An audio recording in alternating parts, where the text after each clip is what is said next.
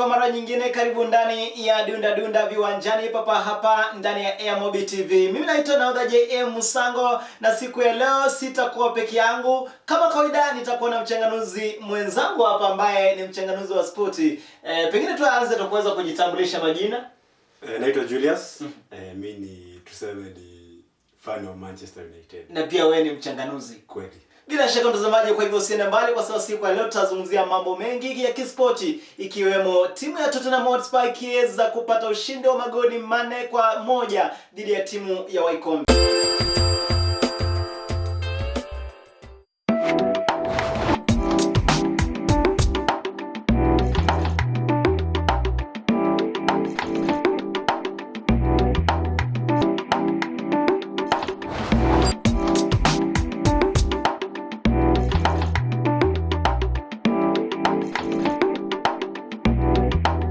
Bila shaka mtazamaji, siku ya leo tutakuwa tukiweza kuangazia timu ya Tottenham Hotspur baada ya kuweza kumpiga mwana Wycombe magoli 4-1. Na pia tutaweza kuangazia wale wachezaji ambao wameweza kuhamia katika vilabu mbalimbali. Kumbuka kwamba siku ya leo mtazamaji, ama Januari hii, kumeweza kufunguliwa ile dirisha ya uhamiaji mtazamaji. Julius, tuanze, tuna hii mechi ambayo iliweza kusakatwa mapema wiki hii, mechi kati ya Tottenham Hotspur dhidi ya timu ya Wycombe. Mimi nilifurahishwa sana kuona mchezaji Gareth Bale. Angalau tuseme alifunga bao finally after a long time. Na juzi tulimzungumzia na tukazungumzia jinsi ambavyo Mourinho alikuwa anamzungumzia sana huyu Gareth Bale. I think alimpea time ajiprove. Na Gareth Bale ni player ambaye ni wale player wanaitwa Galactico, wale walisaniwa na Real Madrid. So ni player ambaye expect anaweza fanya mambo. Ni tabia tu kidogo iende ikabadilika, lakini ni player mzuri. Dakika 45 plus akaweza kufunga goli pale. Yeah, ni a good player, he can perform. Kumbuka kuna time alipiga some scissors wakati walikuwa finali na alibeba UEFA akiwa Real Madrid. Na tukiangazia sasa hivi akiwa Real Madrid, kwa sababu pia akiwa katika Real Madrid alikuwa anateta tu, anasema kwamba apewe nafasi. Sasa hivi huenda tukamwona Gareth Bale akiwa anafanya vyema katika timu ya Tottenham Hotspur baada ya kuweza kupewa nafasi. Anaweza pewa nafasi lakini hawezi anza mbele ya Son. Hawezi anza mbele ya Harry Kane. Atapewa game kidogo lakini bado ile siku Son anaanza kuisha form, tuseme ameenda game 3 bila kufunga, ndio labda Bale anaweza pewa game. Lakini game hizi ndogo kama Wycombe, acha akafunga hizo game ndogo. Hii mechi ambayo walicheza dhidi ya timu ya Wycombe. Yeah. Na pengine tukiangazia mechi hii, tunamwona pale mchezaji Harry Winks akiweza kufunga goli pale, na pia mchezaji Ndombele akiweza kufunga magoli mawili pale. Pengine utazungumziaje kuhusiana na wachezaji hawa?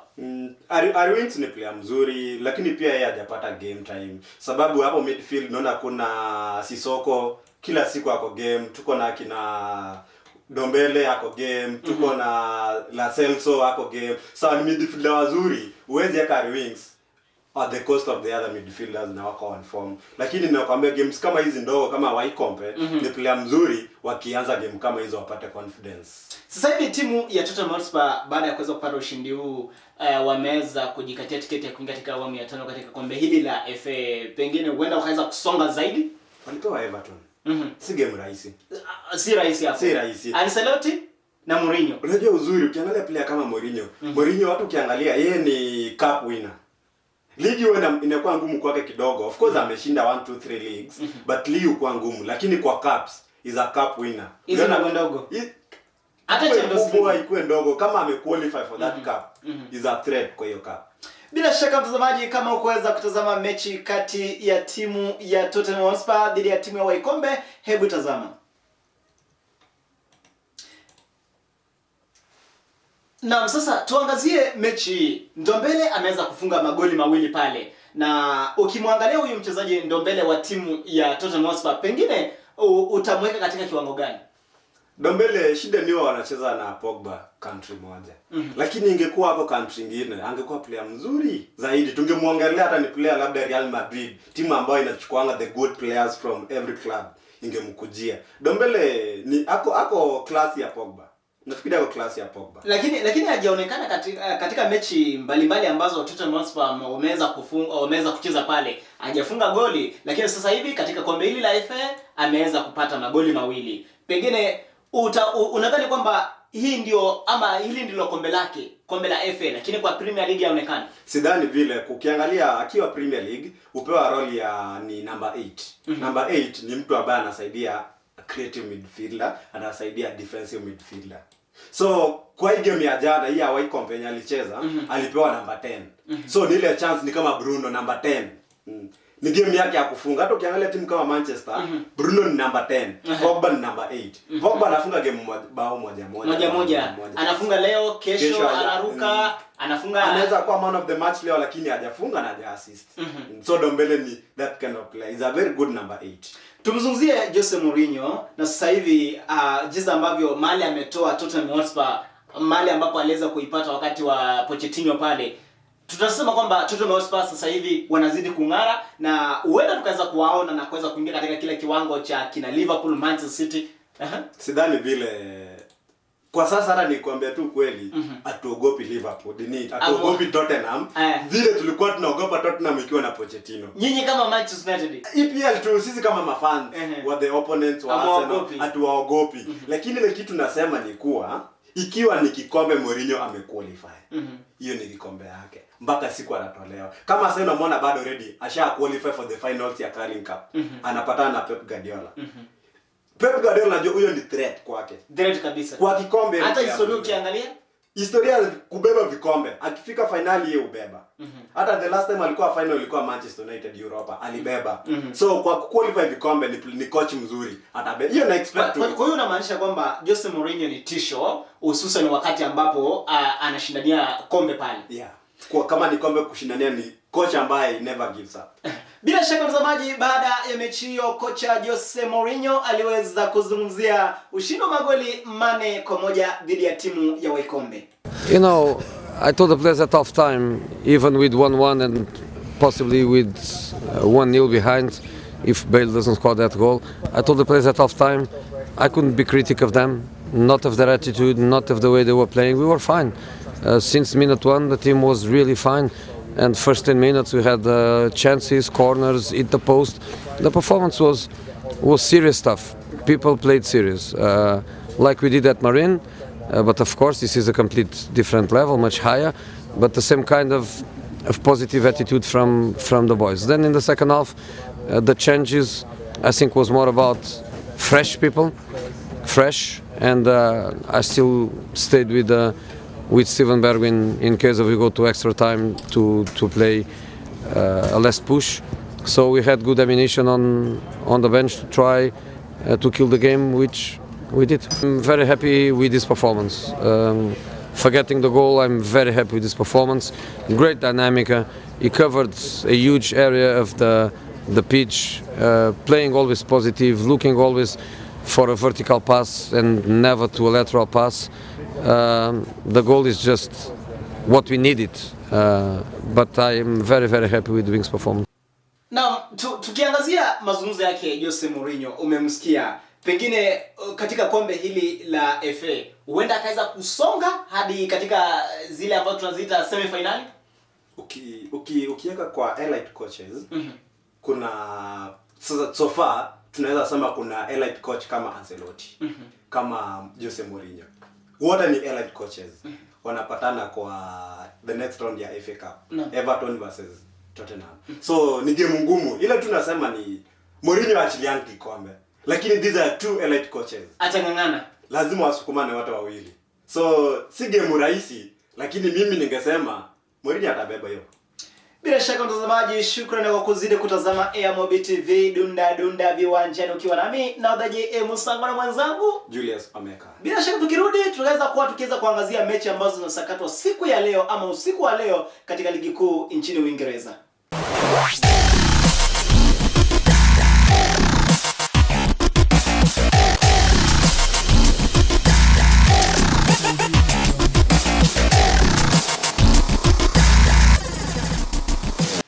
Naam, karibu tena mtazamaji ndani ya dunda viwanjani, lakini kumbuka kuzungumza nasi kupitia 22658. Ukurasa wa Facebook ni AMOB TV. Sasa Julius, tuangazie mechi ambazo zinasakatwa usiku wa leo. Na usiku wa leo kutakuwa na mechi kali sana. Kutakuwa na mechi ya kwanza Everton dhidi ya timu ya Leicester City. Mechi unaionaje? Ni game kubwa hiyo.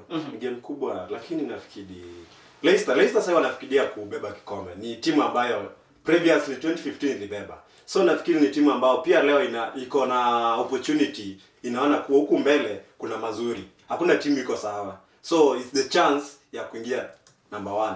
Wakishinda leo I think wanaingia number 1. Hawa ni makocha wawili ambao ni makocha ambao wako na ule uzoefu katika mechi ama ligi mbalimbali katika ulimwengu wa kispoti pale. Tuangalie kocha Brendan Rodgers upande wa timu ya Leicester City, muangalie Carlo Ancelotti upande wa timu ya Everton. Wote wako na uzoefu. Pengine utasemaje? Makocha hao kwa sababu wanang'ang'ana sana pia kila mtu aweze ama kila kocha aweze kumaliza katika zile 3 bora pale. Ukiangalia Ancelotti the first 4 games alishinda. Alifika 12 points. Alikuwa number 1. Amekuwa tested from number 1 na ameanguka.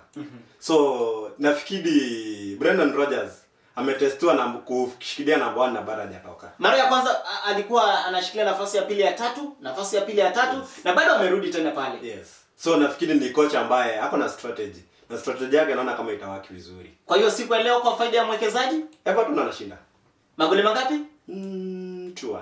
2-1. Yeah. Kwa hivyo hata baada ya kuanza kumshabikia Leicester City bado kwa faida ya mwekezaji. Everton wako home. Kwa faida ya mwekezaji. 2-1. 2-1. Yes. Naisha hivyo. Yeah. Kwa hivyo hapo kuna goal, kuna over 2.5 na kuna win. Na kuna win. Kwa Everton. Kwa Everton. Tuangazie mechi nyingine. Timu ya Wolves itaweza kumwalika mwana Chelsea.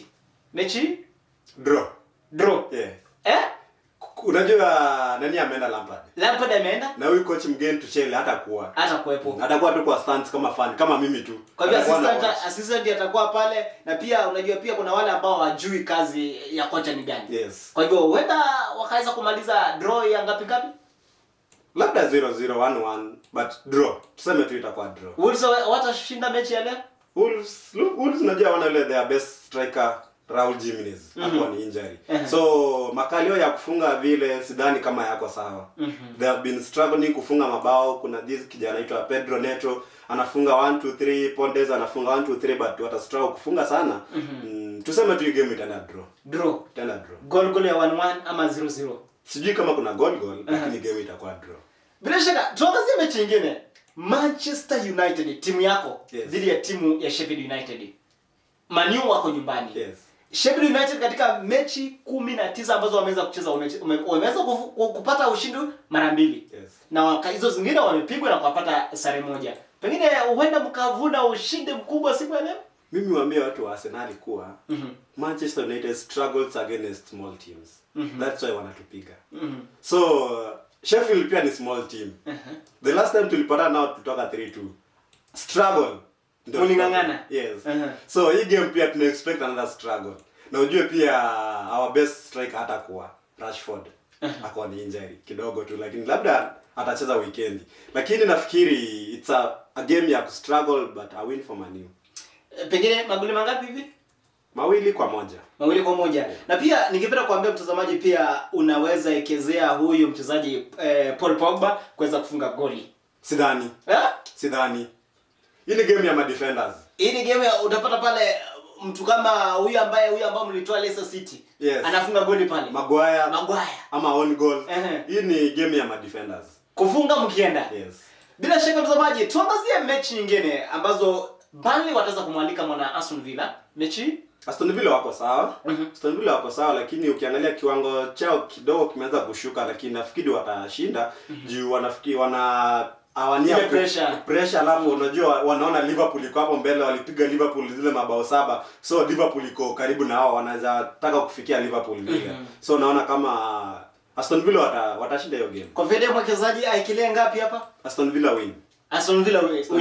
Kwa faida ya mwekezaji. Lakini kwa upande mwingine bado tu Aston Villa win. Na sasa tuangazie mechi nyingine ambayo ni mechi ya mwisho usiku wa leo, mechi kati ya timu ya Fulham dhidi ya timu ya Brighton. It's a good team kwa press. Na Fulham sioni kama watawezana na hiyo pressure yao. Tuseme Brighton watashinda. Watashinda siku ya leo. Brighton watashinda. Ni game ngumu lakini kwangu naona Brighton watashinda. Lakini nikisema kwamba kwa faida ya mwekezaji, nikisema kwamba timu mechi hizi huenda ikaanza kutoka 1-0 kwa faida ya mwana Fulham. Fulham ni timu already imequalify for relegation. Timu kama Sheffield imequalify for relegation. Timu kama Fulham imequalify for relegation. Lakini tuko mapema. Hata kama ni mapema. Ligi ni ngumu. Fulham najua watasalia tu pale. Hawatapiga Brighton. Wataweza piga Man U kweli? Ni ngumu. Sijui. Itakuwa ngumu sana. Haiwezi piga Liverpool. Udunda lakini haiwezi piga Liverpool, labda draw. So game ya leo naona kama Brighton watashinda. Kwa faida ya mwekezaji ya mwisho, Brighton win. Magoli 1-0, 2-1, 2-0, 1-0. Tuseme tu win. Win iko sawa. Bila shaka mtazamaji, ni uchanganuzi wake Mwite Julius mtazamaji siku ya leo, na tutaenda mapumziko. Tukirudi tutaweza kuangazia robo finali katika kombe la Copa del Rey. Kwa hivyo usiende mbali.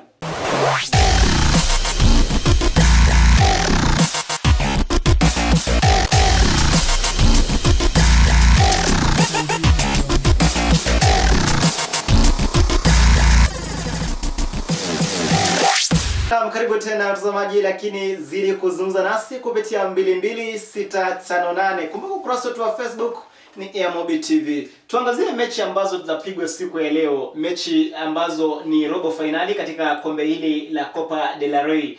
Na timu ya Sevilla itaweza kumwalika mwana Valencia. Mechi hii unaionaje? Valencia wamepotea sana. Ni timu ambayo ana expect wasipocheza vizuri wanaweza kuwa relegated. Juu iko number 16 sasa hivi ya kwa table ya La Liga. Na hii kikombe wanapatana ni quarter finals ya Copa del Rey.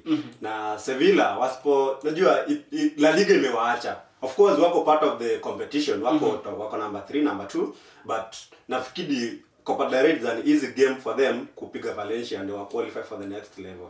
So nafikiri Sevilla watashinda. Kwa faida ya mwekezaji awekelea wapi? Sevilla Valencia? Ni odi ndogo inaweza kuwa, lakini Sevilla watashinda. Sevilla wataweza kushinda. Sevilla watashinda. Mechi nyingine, Almeria itaweza kumwalika mwana Osasuna. Osasuna is a good team, iko kwa La Liga, but struggling, na Almeria iko huko La Liga 2. So nafikiri timu ya juu acha ipewe heshima. Osasuna. Na pia Osasuna, kama umekuwa ukiweza kuangazia hizi mechi za La Liga pale, Osasuna wamekuwa ni ile timu ambayo huwa inakuwa na bidii yake. Kando na kucheza tu, wanaonyesha bidii zaidi. Timu inajisukuma. Hata kwa hizo games kubwa hawakosani kufunga bao. Na kwa faida ya mwekezaji, Osasuna wataweza kushinda kwa magoli mangapi ama inaweza tokaje?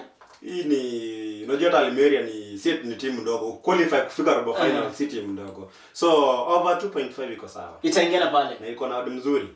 Iko na odd mzuri over 2.5. Kwa hivyo akiingia pale kwa SureBet ataweza kupata over 2.5, iko na odd mzuri. Kweli kabisa. Na kama unaweza kujiunga na SureBet mtazamaji, chukua simu yako, andika neno Julius na utume kwa 29488. Na pia kuna faida hapa. Akishatuma neno Julius, faida ni gani? Kuna wale watajoin wakituma jina Julius. Na naweza sema kwamba yule ambaye ataekelea bet leo na akwe ameweka na kiwango juu ya pesa, pesa mingi. Nafikiri wewe na nitamuawadi 1000. Utaweza kumpa 1000. Na tutakutangaza huku the next show. Kesho asubuhi tutasema nani atakuwa ameshinda. Na utasikia ishaingia. Itaingia kwa account yako, unaweza withdraw ama unaweza ekelea nayo.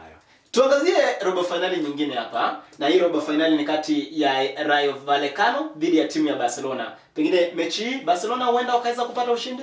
Barcelona never disappoints, na nafikiri kwa ligi wamebaki nyuma kidogo, na huyu coach wao ni mgeni na anaweza taka at least make a statement. Na kikombe wanaweza kuwa wanaona kama ni ya kushinda, labda ni Copa del Rey. So naona kama wanaweza jaribu. Of course kunajua walipigwa na Athletic Bilbao kikombe ya Super ina Copa something. Kuna Super Cup, yes. Wakaweza kufungwa. Walitolewa. Nadhani kwamba ilisha 3-2. Na Athletic Bilbao walipiga mpaka Real Madrid.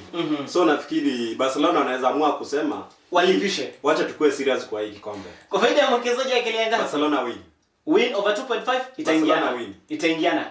Barcelona siku hizi hata 1-0 wao utoka. So win iko sawa. Bila shaka mtazamaji, tukirudi tuangazia Copa Italia, tuweze kuangazia robo finali nyingine ambayo inaweza kufanyika katika kombe la Copa Italia. Kwa hivyo usiende mbali.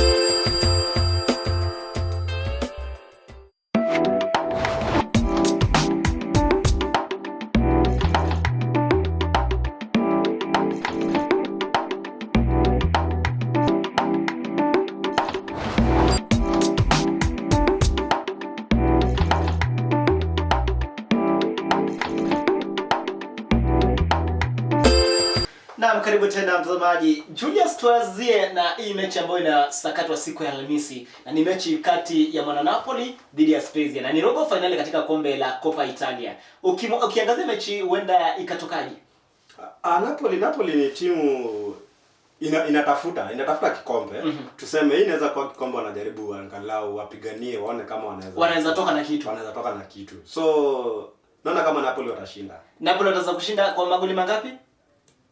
Hiyo ligi inakuwa ngumu. Italy ni ligi ambayo unaweza pata Spal umemfunga hata 1-0. So tuseme tu kwa mwekezaji aseme Napoli win.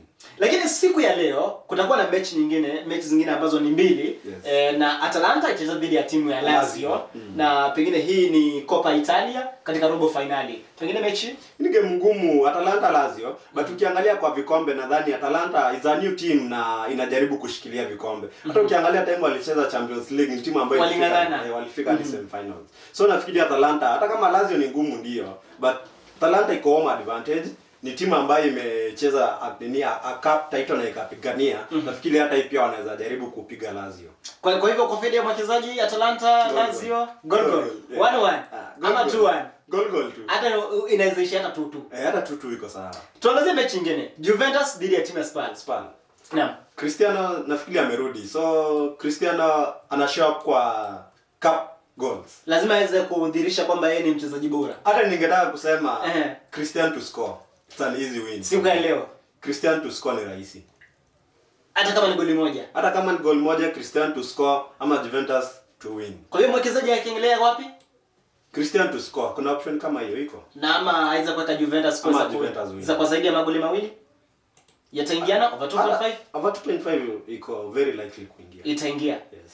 Bila shaka mtazamaji, tukirudi tunaweza kuangazia wale wachezaji ambao wameweza kuhamia katika vilabu mbalimbali. Kumbuka katika ligi kuu nchini Uingereza kumeweza kupanuliwa madirisha, imeweza kufunguliwa dirisha uhamiaji. Kwa hivyo siende mbali tuweze kujuza nani ambaye ameweza kujiunga na timu ya Arsenal na ni nani ambaye ameweza kujiunga na timu ya Wolves.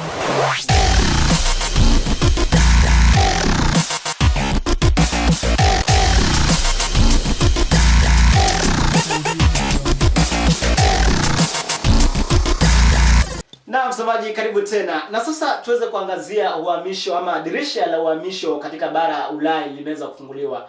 Na tuanze na timu ya Arsenal. Arsenal wanaonekana kuweza kuvuna wachezaji wengi sana. Juzi tulimuona waliweza kumsajili huyu mchezaji kwa loan ama kwa mkopo, huyu mchezaji Mathew Ryan ambaye ni goalkeeper. Sasa hivi wameweza kumchukua Odegaard ambaye ametoka katika timu ya Real Madrid lakini kujiunga na Arsenal kwa mkopo. Pengine huenda akaweza kufanya vyema katika timu ya Arsenal. Huyu player Odegaard ni player ambaye alikuwa very good prospect some 2 years ago. But the ujeuri kidogo akakataa kuja England. Man City ilikuwa inamtaka akakataa, Man U ilimtaka akakataa, akaamua kusema mimi nabaki Real Madrid. Sasa naona Real inataka kumtupa, nampea on loan. Ni a very good player. But so ukiangalia maplayers ambao wametoka loan wakuja Arsenal, mtu kama Denis Suarez alikuja akacheza 7 games akapata injury the rest of the season, hakucheza. Mwingine ni Dan Ceballos. Ceballos pia tunamuona hata si ati yako injury player yako lakini apewi game. Ako lakini kama yuko. Sasa nafikiri maplayer ambao wametoka Real Madrid, the only player ambaye amekuja akaimarisha ni player Ozil. Na ni wa kusainiwa, lakini maplayer wa loan nafikiri wanakuja tu hapa kwa Arsenal kukula tu pesa. Kutafuna tu pesa ambazo wameandikishana ki contract pale. Wanasema kama mtu aninunua kama ni mama na loan, wacha nikule pesa nipate injury nicheza vibaya vile nataka, lakini nafikiri kwa kimsign a serious player like this is your team. Hauna your mother club. This is your team. Nafikiri ndio player anaweza perform. So Odegaard is a good player, but kuangalia previously what has happened to on loan transfers kutoka Real kuja Arsenal, nafikiri tukifuata mtindo Odegaard is not a good transfer. Lakini ukimwangalia Odegaard na mchezaji Xhaka pamoja na huyu Emil Smith wanacheza katika almost nafasi moja. Pengine huenda mmoja wao akaweza kupoteza baada ya Odegaard kuweza kuingia katika timu ya Arsenal. Anaweza cheza na wote, ndio mtu kama Smith si regular starter. The player akianza game is a good player but si regular. So wanaweza fanya kama ni sapo wake.